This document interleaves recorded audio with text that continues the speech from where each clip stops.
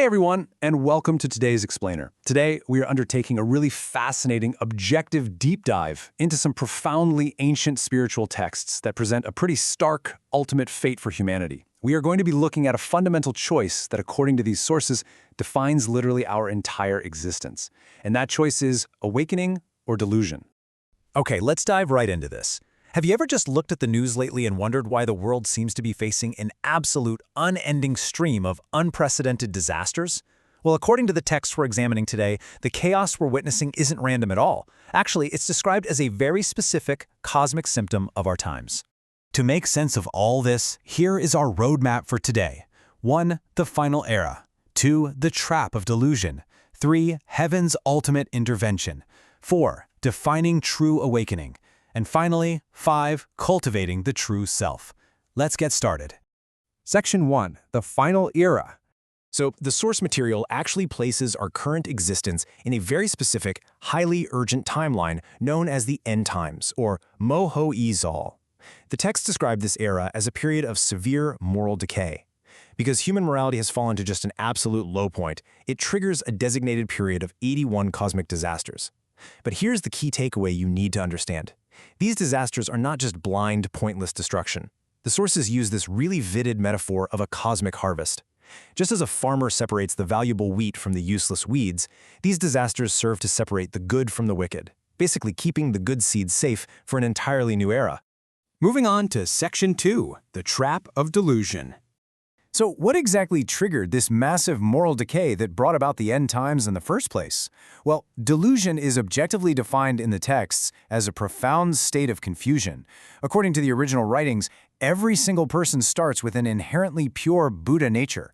However, as we endlessly chase temporary desires, actually, it's more like an endless treadmill of chasing wealth, fame, and physical pleasure, we become totally trapped by our 7 emotions and 6 desires.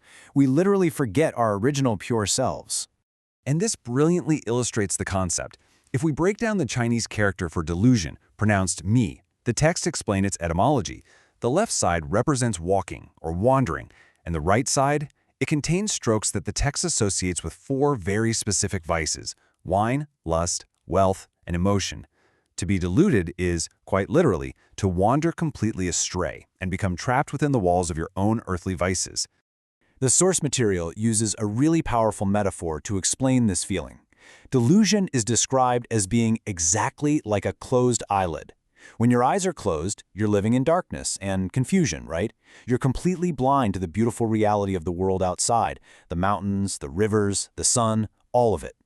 Just like that closed eyelid, our material obsessions completely obscure our spiritual vision, trapping us in a dark illusion.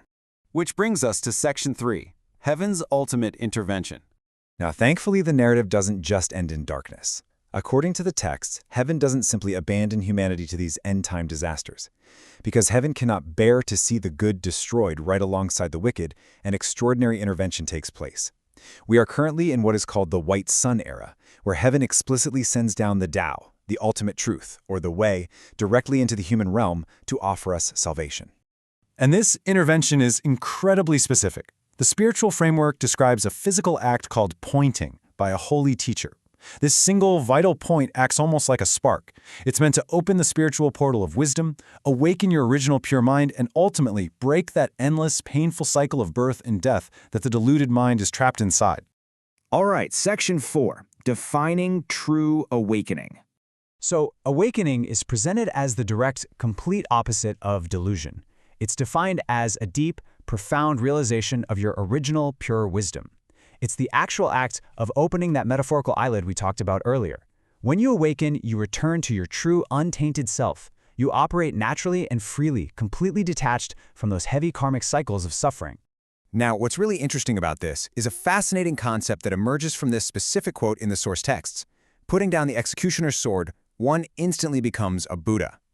This highlights the belief that awakening doesn't necessarily require multiple lifetimes of grueling penance. No way. It can happen in a profound instant. The very moment you completely abandon evil and correct your mindset, true wisdom is ignited.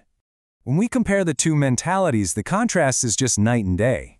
The deluded mind is constantly outward-facing. It chases external material happiness, gets completely tangled up in temporary desires, and ultimately remains trapped by karma and disaster. The awakened mind, however, looks inward. It realizes true wisdom, achieves profound inner peace regardless of material wealth, and navigates life guided by absolute original purity. This entire dynamic is perfectly encapsulated right here. When the mind is distorted, demons are born. When the mind is righteous, Buddhas are born. The sources heavily emphasize that heaven and hell, or Buddhas and demons, aren't just external places or physical entities. They are entirely determined by our internal mental state at any given moment. Finally, Section 5. Cultivating the true self. Okay, so understanding this theory is one thing, but how is it actually practiced? The source material lays out 3 concrete steps for this cultivation. First, you have to gather the scattered mind, literally pulling your focus away from those endless external distractions. Second, you must actively cultivate the mind by identifying and removing internal poisons, things like greed, anger, and ignorance.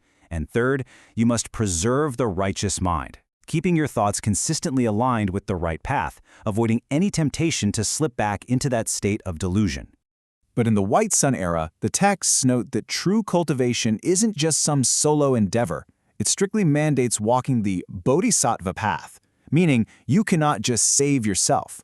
Because of those impending cosmic disasters we discussed at the start, an awakened person has a duty, a sacred vow even, to awaken others and rescue them from the very same cosmic crisis. So we've explored the dire warnings of the end times, the trap of our own material obsessions, and the profound practical steps laid out for spiritual salvation. It all really just comes down to a fundamental choice of perception. Based on the spiritual texts we've unpacked today, I want to leave you with this final thought to reflect upon. Right now, in this moment, are you navigating your life through the closed eyelid of material illusion, or are you actively striving for true inner awakening? Thank you so much for joining me on this explainer, and I really hope this deep dive has sparked your curiosity to learn more.